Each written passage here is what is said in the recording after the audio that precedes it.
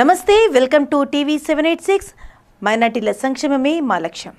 యువత 18 సంవత్సరాలకే ఓటు కల్పించి దేశ అభివృద్ధికి సాంకేతిక రంగాన్ని ప్రవేశపెట్టిన మహానాయకుడు స్వర్గీయ మాజీ ప్రధానమంత్రి రాజీవ్ గాంధీ అని కాంగ్రెస్ వరంగల్ జిల్లా అధ్యక్షులు ఎండి అయూబ్ పేర్కొన్నారు.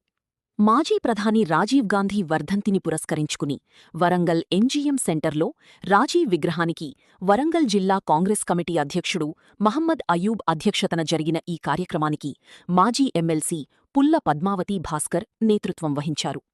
కార్యక్రమంలో వరంగల్ ఎంపీ కడియం కావ్య, నగర మేయర్ గుండు సుధరణి, ఎమ్మెల్యేలు రేవూరి ప్రకాష్ రెడ్డి, నాయిని రాజేందర్ రెడ్డి, పార్టీ శ్రేణులు, నాయకులు తదితరులు పాల్గొని రాజీవ్ గాంధీ విగ్రహానికి పూలమాలలు వేసి ఘనంగా నివాళులర్పించారు.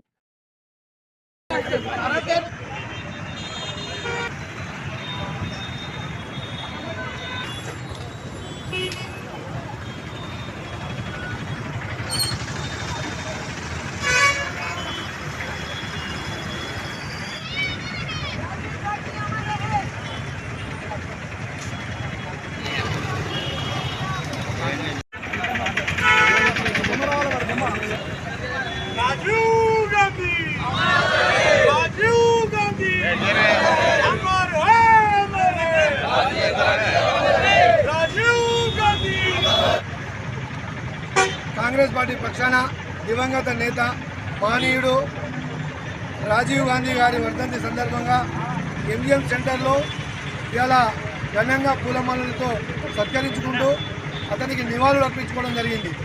నిజంగా కూడా అలాంటి మహనీయునికి నివాళులు అర్పించడం మా జన్మను అదృష్టంగా భావిస్తూ ఉన్నాం.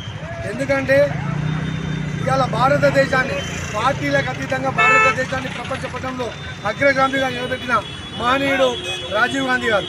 కంప్యూటర్ అయితేనేమి, 18 సంవత్సరాలకు ఓటు హక్కు అయితేనేమి చాలా ముందు చూపుతోటి ఎన్నో కఠినమైన నిర్ణయాలు తీసుకొని ఇవాళ ఆ రోజు ప్రైవేటు బ్యాంకులను కూడా జాతీయం చేసిన మహనీయుడు స్వర్గీయ రాజీవ్ గాంధీ గారు.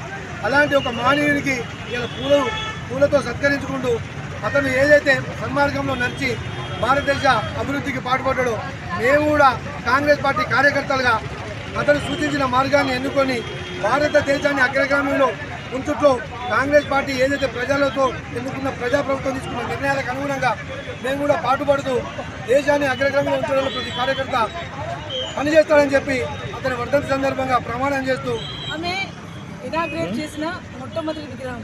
ఆమె రాజకీయాల్లోకి వచ్చిన తర్వాత ఆమె చాలా బాధతో, భర్త చనిపోయిందన్న బాధతో చాలా రోజులు వెనుక చాలా బాధగా ఆమె ఉన్న తర్వాత ఆమెని ప్రజలు మీరు రావాలని తెలిసిన తర్వాత మన ఉమ్మడి ఆంధ్రప్రదేశ్కి ఫస్ట్ ప్రోగ్రామ్ ఇక్కడికి రావడము వచ్చిన సందర్భంలో దీన్ని మేము పెట్టుకోవడం జరిగింది. సోనియా గాంధీ గారు ఆమె చాలా బాధపడింది విగ్రహాన్ని ఇనాగ్రేట్ చేసిన తర్వాత. ఇక మా విషయానికి వస్తే మాకు గుడి అయినా ఇల్లు అయినా మా భవిష్యత్తు అంతా ఇదే.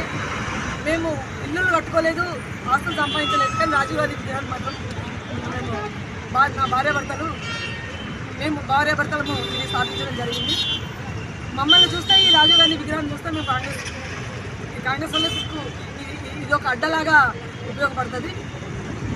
ఇక రాజకీయాల విషయానికి వస్తే మోడీ మాటలు చూస్తున్నాం, పెరుగుతున్న పెట్రోల్ ధరలు చూస్తున్నాము, గ్యాస్ ధరలు చూస్తున్నాము.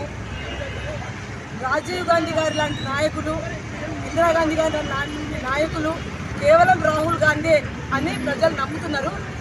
భవిష్యత్తులో రాహుల్ గాంధీ ప్రైమ్ మినిస్టర్ కావడానికి మేమందరం కంకణం కట్టుకొని ఆయనను ప్రైమ్ మినిస్టర్గా చేస్తామనేసి ఈ సందర్భంగా మీకు మేము హామీ ఇస్తున్నాం. ఇవి ఇప్పుడు అప్డేట్స్. మరిన్ని అప్డేట్స్ కోసం స్టే ట్యూన్డ్ విత్ టీవీ 786.